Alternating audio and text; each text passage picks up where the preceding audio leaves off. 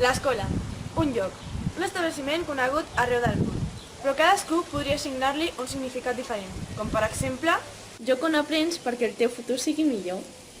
lloc on passar l'estona i fer amics. Lloc on perdre el temps escoltant els mestres. Però la majoria de gent que diu això és perquè ha experimentat el que es viu, el que passa i el que s'estudia allà. El que passa és que no tothom té la sort de dir aquestes paraules, ja sigui perquè no saben què és l'escola o perquè mai ha pogut anar-hi.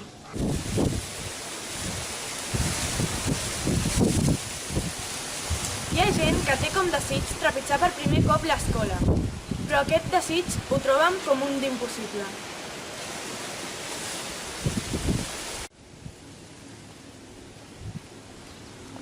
En canvi, gent com nosaltres, que anem a l'escola i anem 5 dies a la setmana, ens queixem.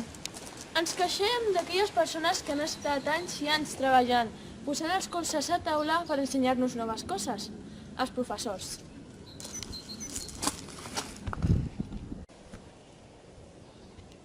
Ens queixem de que són 6 hores seguides estudiant. I ens queixem de coses que a altra gent mai se'ls hi passaria pel cap.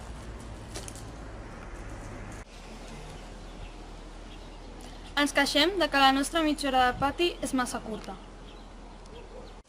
A llocs com Colòmbia, Mèxic o Haití, els nens i nenes han de posar la seva vida en perill per només anar a l'escola.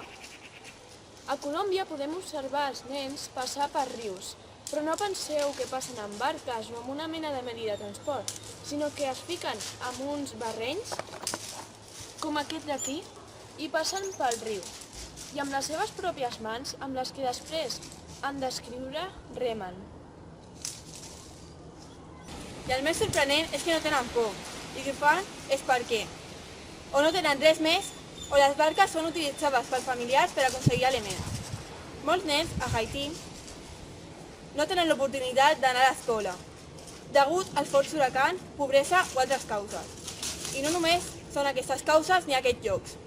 En molts altres, els nens han de caminar com a mínim 3 hores.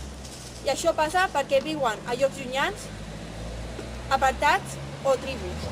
Però també passa quan hi ha obstacles al camí, com animals salvatges, rius, com hem dit abans, boscos i molts d'altres. I gràcies a programes que ajuden a famílies, ara això està canviant. L'11 de desembre de 1946 es va crear una fundació anomenada United National Children Fund, o com nosaltres la coneixem, l'UNICEF. Aquest programa o fundació ajuda a nens i famílies donant-li menjar, però també creant escola. Potser no són les millors, però els nens tenen una educació. La manera que nosaltres podem ajudar és donant donacions o anant-nos amb UNICEF a ajudar a les persones que més ho necessiten.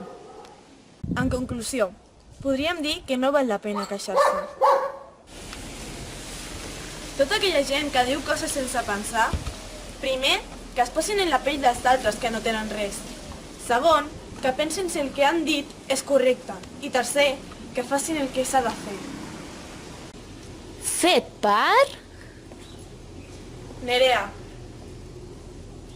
Noa. Ainhoa i Helena, esperem que us hagi agradat aquest vídeo.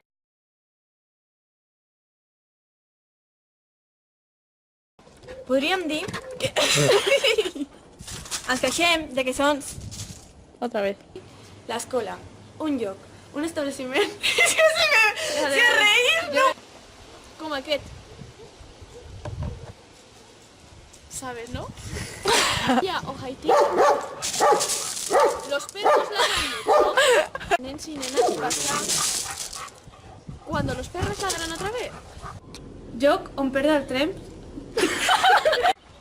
Ahí está, otra vez. Para arriba.